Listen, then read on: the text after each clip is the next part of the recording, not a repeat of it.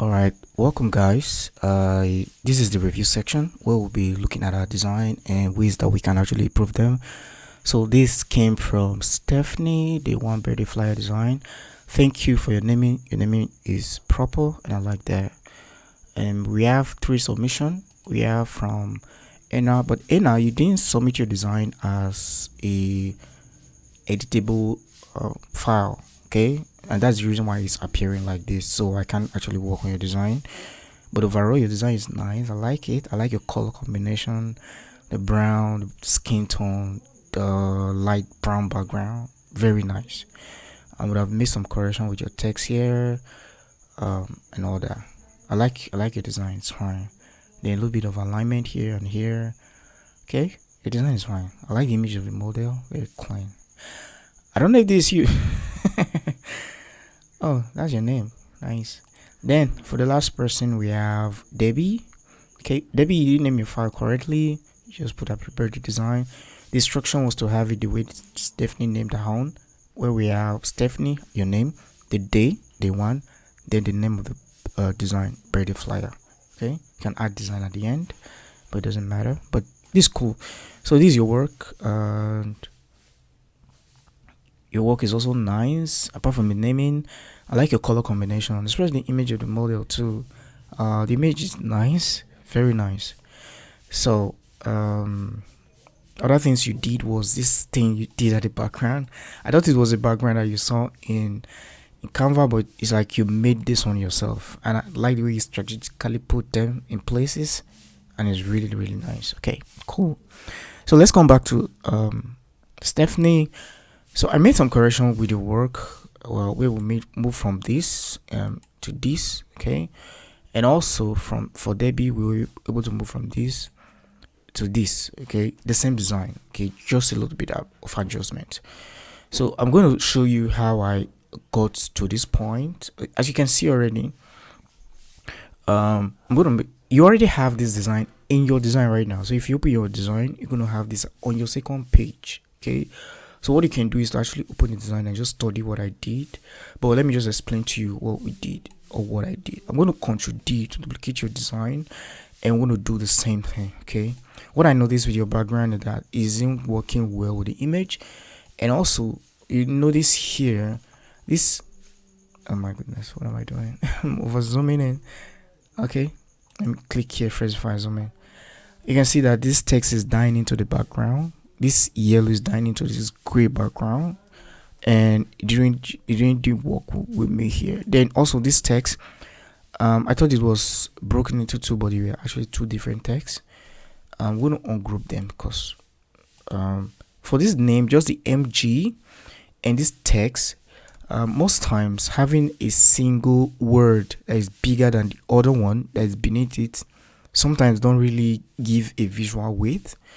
So what I did was to encourage you to put them in the same line. So I'm going to cut this, and I'm going to create a space bar and paste it, and I'm going to flush everything to the left so I can have proper alignment and make all this be in one line.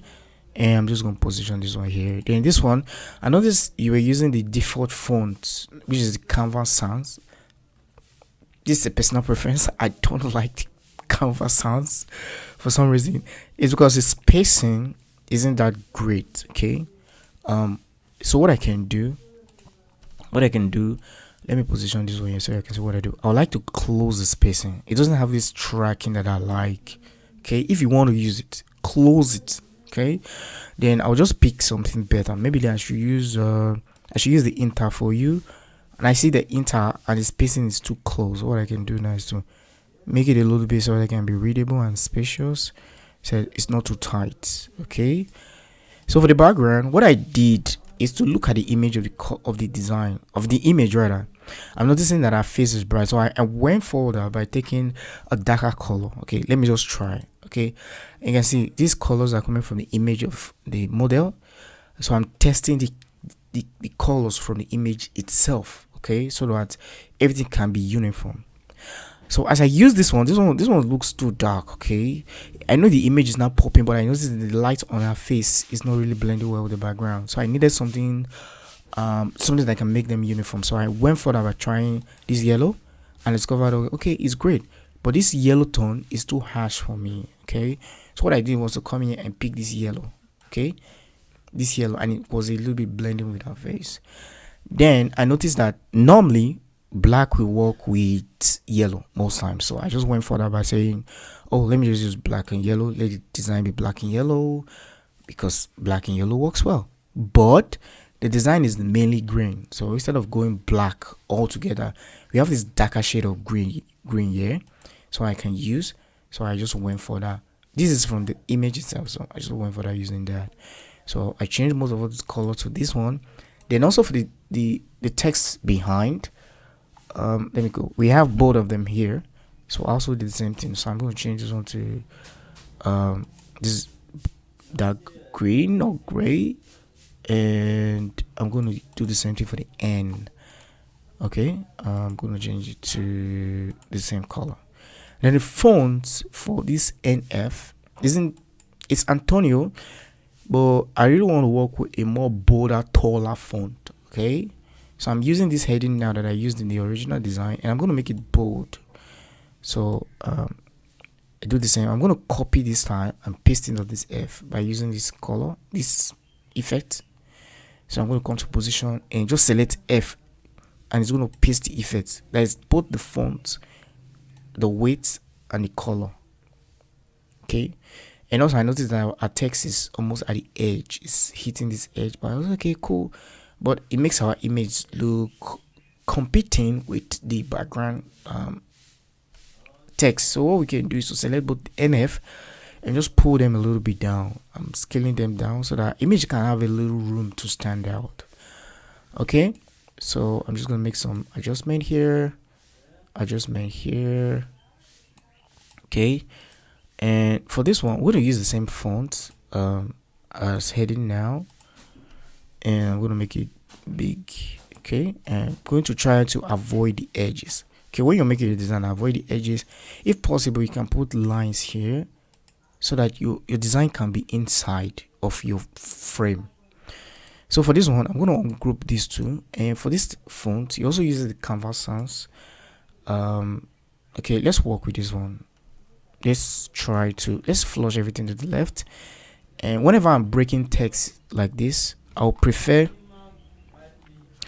I don't know why this thing is scaling this way. Okay, let me select my design first for scaling. I'm holding out my control key while I'm using my scroll bar to scroll in. That's how I'm doing this scaling. I'm going to remove this boldness.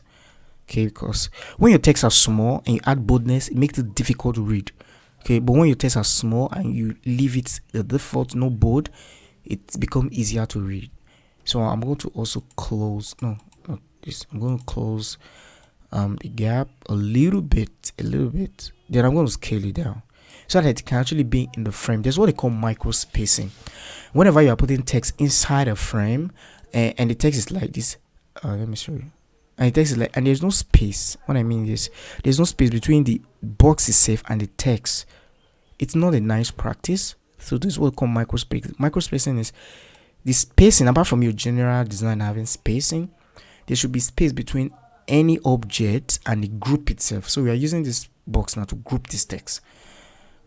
So make sure that there are rooms between this top here and the text, the bottom here, and it is, you can call it margin. Okay, and I'm going to break this text more into, and you're using this.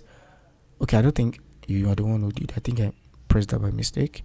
I'm doing the left align, and maybe we can break this one a little bit in here, and maybe carry both of them. Let me see, carry both of them inside a bit. Okay, while still maintaining the size of this.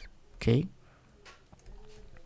so that was what I did. And this one, it's almost dying into the background, so I just use the color changer, color picker, to change it to black. Okay, it may not change completely to black because it has its own color. If you want to change it completely to black without having this shiny stuff staying in it, you can just use the dual tone. Let me show you. Come to edit, come to filter, and use dual tone. Dual tone is going to completely change it to column. Look at dual tone. Select default dual tone and just pick color to black, come to the second one, pick color to black. Now you see you're not even having those shining object anymore. Now you've converted to shape. Okay, so it doesn't have that original. And I think I would prefer this because in the one I made, which is this one, I left it the way it is, but working with this black line, it's standing out to me, and I kind of like it. So I'm just going to leave that same way. So the last thing that I did was to add what they call confetti. You can type here CONFETTIN, confetti. Confetti are this shining. Let me show you more example. Confetti are this shining thing that you can use in your design. Okay. So I think I picked this first one. I don't know if it's this particular one, but I'm just going to use it, and I just add it to. I don't think this is one. It's not this one. I think it's this one. Okay, and I just scale it on my design. Nice. Okay. And another thing too is I can pick one big one here, this single one, and just place it somewhere here, just add some depth of field. Maybe it doesn't matter. Maybe I can just remove that one because I think I did that in one of the design that I'm correcting. All right, so in case you're noticing your confetti is covering a part of the design, you can actually remove it. I think we're going to do that in Debbie's work. Okay, so I think we're good here. Then the image itself, image of the model, I made some adjustment to it. I don't think you did some editing, so I'm going to do some editing here. Now go to edit, and you made some brightness. I think the reason why you were making some brightness, I think you're trying to remove the shadows, but the shadows is one of the great tools you can use to remove darkness. So if I crack this up now, it makes the image more active. Okay, it makes it brighter, not active. Then for the vibrance, I'm going to crank it up a little bit. Okay, then for the sharpness, this image is nice. Then one last thing I noticed that this green is almost feeling like whitewash. Maybe the camera that was used to snap it didn't capture the green, or maybe this is just the color of the dress and it feels a little bit old. Okay, at least in comparison to this, it doesn't have that quality. So I would prefer the green to be more greener. So you see the image here, this edit color, we have the green. So what I can do is to select the green, and I can push the brightness down so that it can give it more rich green. Okay, maybe when they were snapping it, there were a lot of sunlight on the clothes. So now I'm giving it that richer green. Okay, you can actually change the color by swiping this slider.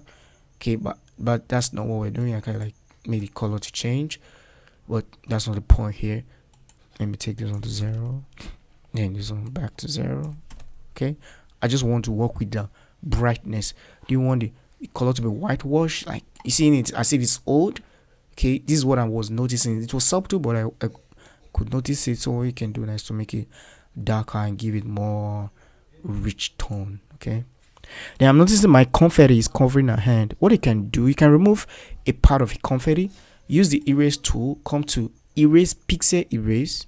Okay, pixel. I think this is the one that was covering her hand. So I can just wipe and remove all this. Please don't mind the background noise. Okay, and I'm just going to click on cancel, and that will magically remove that particular one, so that our confetti don't end up covering our designs. Okay, so this for Debbie, and I'm just going to move on to Rose. Rose. It's not Rose, actually, it's Debbie. Okay, that's for Stephanie, and this for the name of this person. Maybe because I know this person, I'm gonna move from Stephanie and I'm gonna move to Debbie. Okay, this is Debbie's work, and this is a correction I made for Debbie. Okay, so we have this now. First you can correct this name. I'll just leave that to you to correct, and this is what we have. So I'm going to duplicate your design so that we can start working on it all over. So what I did is first, these fonts, I'm not really cool with it. This personal preference. Remember, I've been designing and there are some fonts that will just work with me, okay, just by first looking at them. Not that the design is bad, you did a very nice job, like I've commented you in the beginning. So I'm just going to change this font.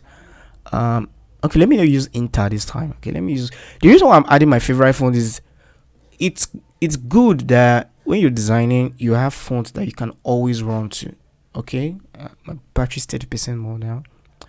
It's good you have a font that you can easily run to. So these are my fonts that I run to.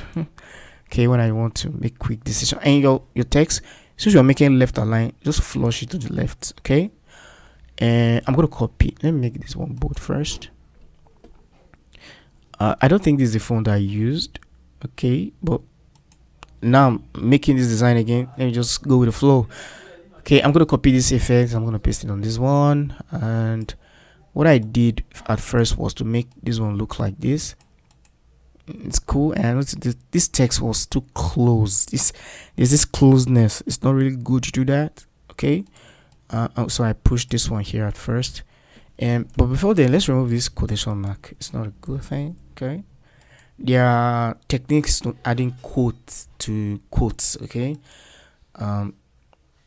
it's not part of this one, so let me just leave that for now. But let me see. I'm going to use poppins here. Poppins is more readable when I'm using it for smaller text. Let me close this a little bit. Okay, and I'm going to add a little bit of spacing because I want it to be readable. And I'm just going to position this one here. So what I did, I noticed that after doing that, I noticed that, oh, this thing's too bulky here. Birthday and the name. I said no way. So I had to like, okay, move this one away, move this one away. Then I broke this one into two. Then close the spacing. Then make it a little bit bigger. Okay. Just to give me some room there to breathe. Okay.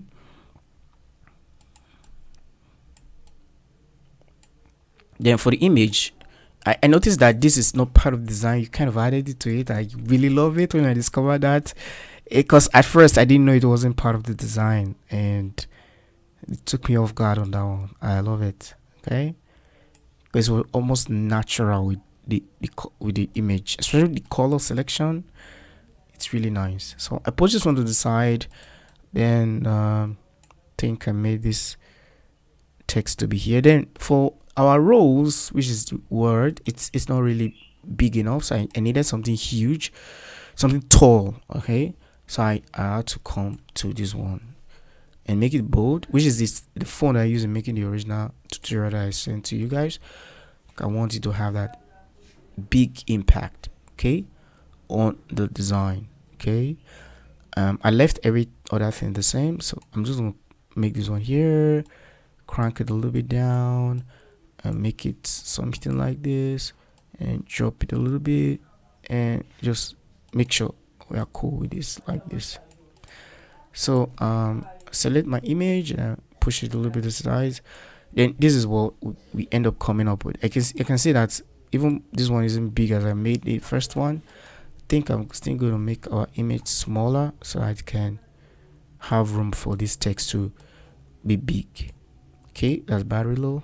Let me plug. Please, these videos are not going to be edited because it's going to be for you guys alone.